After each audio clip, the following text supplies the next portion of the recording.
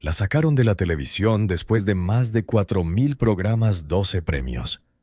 Emmy, casi 100 millones de espectadores al año y 21 años de poder frente a las cámaras. Pero la verdadera caída de Cristina Saralegui no empezó cuando Univisión cerró su ciclo. Empezó mucho antes con una frase de su propio padre cuando ella apenas tenía 18 años. Una frase que le quitó una carrera universitaria y le encendió una rabia que la acompañaría durante medio siglo. Cristina Saralegui no nació en la pobreza. Nació en La Habana en 1948 dentro de una familia poderosa. Su abuelo y su padre manejaban negocios vinculados al papel y a revistas influyentes como Bohemia, Carteles y Vanidades. En aquella Cuba anterior a la revolución, esos nombres significaban prestigio, contactos y poder cultural. Su infancia transcurrió en Miramar, en una casa frente al mar con jardines amplios y salones elegantes. Pero en 1959 llegó la Revolución Cubana y todo empezó a derrumbarse. En 1960, cuando tenía apenas 12 años, su familia salió de Cuba y empezó de nuevo en Florida. La niña que había vivido rodeada de privilegios descubrió de golpe el exilio, la pérdida y el miedo. La familia no solo perdió dinero, perdió una estructura emocional. La madre de Cristina no soportó bien el destierro, la nostalgia y la humillación de haberlo perdido todo. El alcohol empezó a ocupar un lugar oscuro dentro de la casa. Cristina vio desde joven cómo una familia poderosa podía romperse en silencio. Esa herida quedó sembrada antes de que la televisión supiera su nombre. Ya en Estados Unidos, Cristina entró a la Universidad de Miami y estaba a solo 9 créditos de terminar. Le faltaba muy poco para graduarse, pero su padre decidió que si había poco dinero, la inversión debía ser para el hijo varón. A ella no. A su hermano sí. La explicación fue brutal. Su hermano necesitaba estudiar porque algún día mantendría a alguien. Ella, según su padre, sería mantenida por el hijo de alguien. Aceptó comenzar desde abajo en la fototeca de Vanidades, primero prácticamente sin cobrar y luego por apenas $40 a la semana. Reaprendió a escribir en español, corrigió cada defecto, trabajó más horas que nadie y convirtió la humillación en combustible. Esa obsesión por demostrar fue su motor, pero también su condena. Entre 1979 y 1989 dirigió Cosmopolitan en español y cambió la manera en que muchas mujeres latinas se veían a sí mismas. En una época dominada por ideas rígidas sobre el papel femenino, ella habló de cuerpo, deseo, independencia, dinero, miedo, ambición y poder. Era una mujer cubana exiliada entrando en espacios donde los hombres decidían casi todo, y no pedía permiso. En 1989, Univisión le ofreció un programa propio. Así nació el show de Cristina. La apuesta parecía arriesgada. Cristina no era la figura obediente que muchos ejecutivos preferían. Tenía carácter, voz fuerte y una manera frontal de hablar. Pero precisamente por eso funcionó. Llegó cuando millones de hispanos necesitaban escuchar temas que casi nadie se atrevía a tocar. Cristina puso frente a las cámaras historias de violencia doméstica. También habló de abuso de sexualidad adolescente, de secretos familiares, de enfermedades, de vergüenza y de dolor. En 1996 incluso llevó a la televisión hispana una boda entre personas del mismo sexo, en un contexto social todavía cargado de miedo, prejuicio y doble moral. Mientras otros programas preferían entretener sin incomodar, ella abrió conversaciones que muchos hogares escondían. Esa misma fuerza la llevó a enfrentarse con uno de los hombres más poderosos de la televisión mexicana. A principios de los años 90, Televisa empezó a transmitir su programa en México. El público respondió, pero los sectores conservadores se escandalizaron. La presión llegó hasta Emilio Azcárraga Milmo, dueño de Televisa conocido como el Tigre.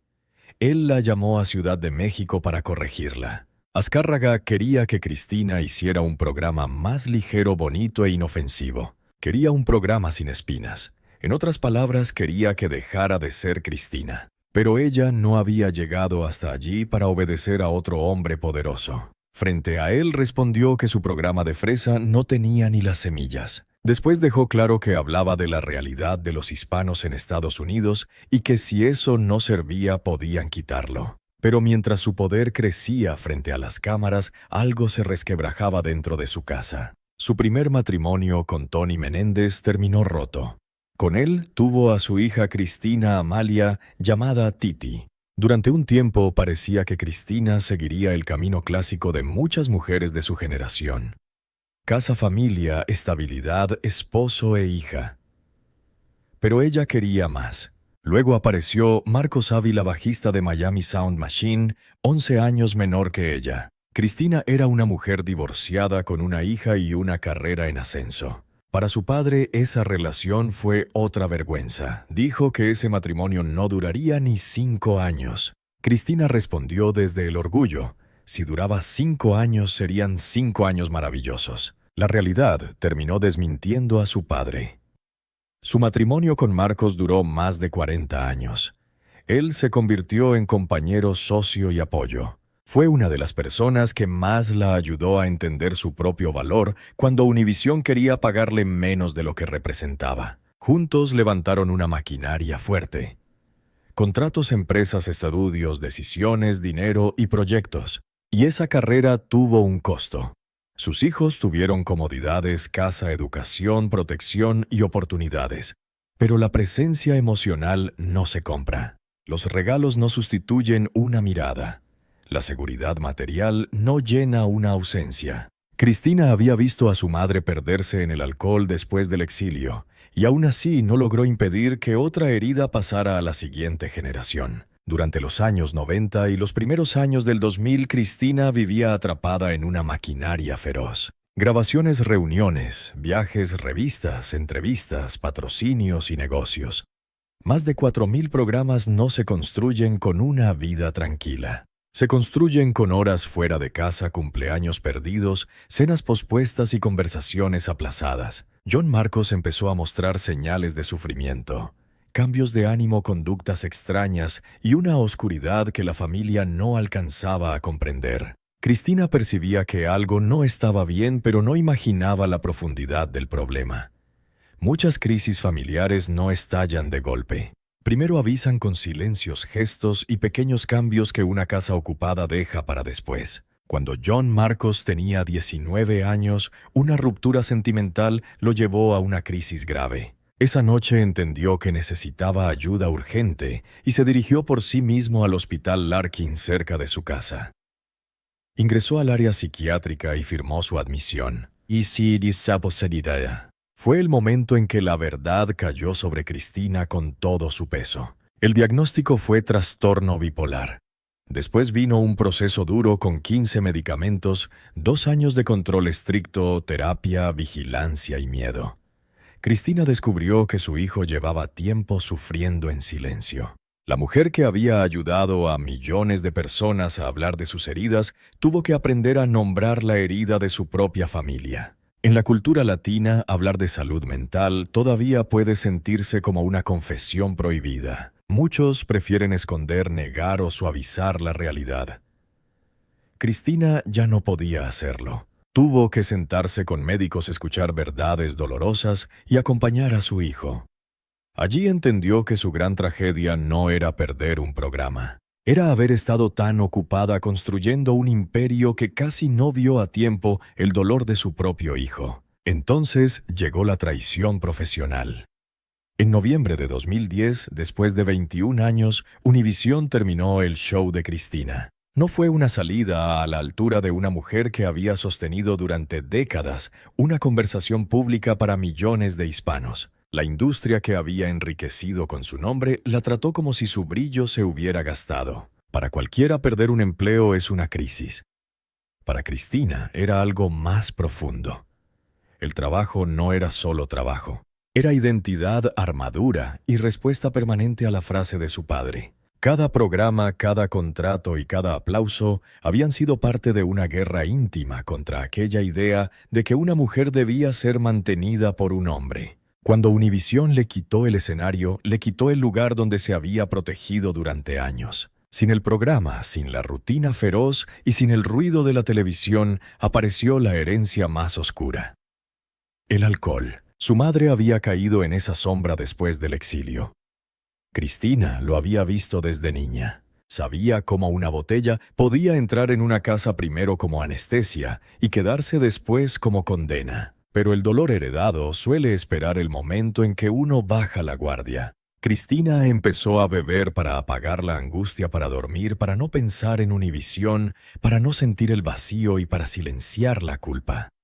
Al principio fue una copa, luego otra, después una costumbre. La mujer que durante años había sido símbolo de autoridad empezó a perder el control en privado. Fue Marcos Ávila quien la enfrentó. No la protegió con mentiras ni miró hacia otro lado. Le dijo que la adicción la estaba cambiando y le hizo una pregunta que la partió en dos. Le preguntó cómo quería que el mundo la recordara, como la gran periodista que había sido o como una vieja borracha. Aquella pregunta tocaba a la niña humillada por su padre, a la hija que vio caer a su madre, a la madre que temía haber llegado tarde al dolor de su hijo y a la mujer que todavía podía elegir. Pero la vida aún tenía más golpes. En 2017 murió su hermano menor Iñaki Saralegui. Para Cristina, Iñaki era memoria, sangre, exilio, compartido y parte de la estructura emocional que todavía sostenía el apellido familiar. Pasó 5 meses hospitalizado. Hubo espera, pasillos, llamadas y esperanza. Finalmente, un trasplante de hígado no logró salvarlo. Mientras lloraba esa pérdida, Cristina también enfrentaba una amenaza hereditaria. La sandaemia, la ataxia, una enfermedad neurológica que ya había afectado a otros hombres de su familia. Su padre la había sufrido. Su hermano también había quedado debilitado. Ahora esa sombra venía por ella. Empezó a perder equilibrio, a sentir inseguridad al caminar y a descubrir que el cuerpo que siempre había proyectado autoridad podía volverse frágil. En un momento delicado, llegó a acumular líquido en el cerebro. Hubo cirugía, miedo, recuperación y un proceso difícil para volver a caminar con seguridad. Para una mujer como Cristina, acostumbrada a imponer presencia, depender de otros y reconstruir movimientos básicos, fue una humillación íntima. Pero incluso entonces se negó a entregar su dignidad. Ese mismo 2017 volvió a Univisión para una visita especial. Entrar en ese edificio era regresar al lugar donde había sido reina durante 21 años y donde luego fue descartada. Por su estado físico, algunos pensaron que debía entrar en silla de ruedas. Cristina se negó. Dijo que prefería morir antes que entrar a la Univisión de esa manera. No quería que quienes la habían apartado la vieran vencida. Durante años, Internet fabricó rumores sobre ella. Dijeron que estaba arruinada, que había perdido la fortuna, que vivía consumida por la enfermedad, que estaba atrapada en una silla de ruedas, que seguía hundida en el alcohol, e incluso llegaron a darla por muerta más de una vez. Pero la verdad era más incómoda para quienes disfrutaban imaginando su caída. Cristina seguía viva, lúcida y de pie. En enero de 2024, al cumplir 76 años, reapareció en Despierta América. No llegó derrotada ni pidiendo compasión. Llegó con ironía, claridad y autoridad. Desmontó las mentiras una por una. No estaba enterrada. No estaba arruinada. No había llegado en silla de ruedas y no era la caricatura cruel que muchos habían inventado. Detrás de esa reaparición también había una realidad material que contradecía los rumores. Cristina y Marcos Ávila seguían vinculados a Blue Dolphin Studios, un complejo con 3 grandes estudios en Miami levantado en mayo de 2001 y usado durante años para producir telenovelas, programas y proyectos internacionales. La mujer a la que su padre le negó la universidad, faltándole solo 9 créditos, terminó creando espacios de trabajo para toda una industria. Está en La Paz, que llegó tarde, pero llegó. Está en sus nietos Dominic y Cristina María. Está en poder vivir sin pensar todos los días en ratings, contratos o ejecutivos.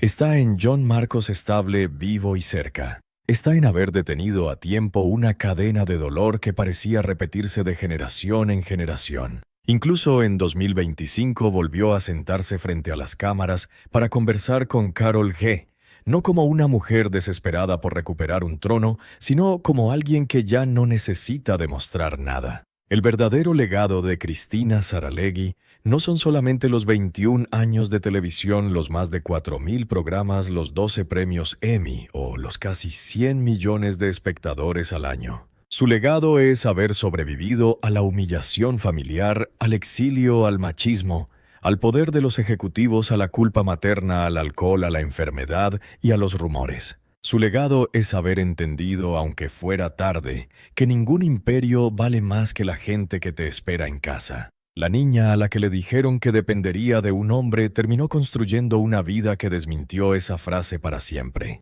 Y cuando ya no necesitó demostrarle nada a nadie, por fin pudo empezar a vivir no como una reina de la televisión, sino como una mujer que sobrevivió a su propia leyenda.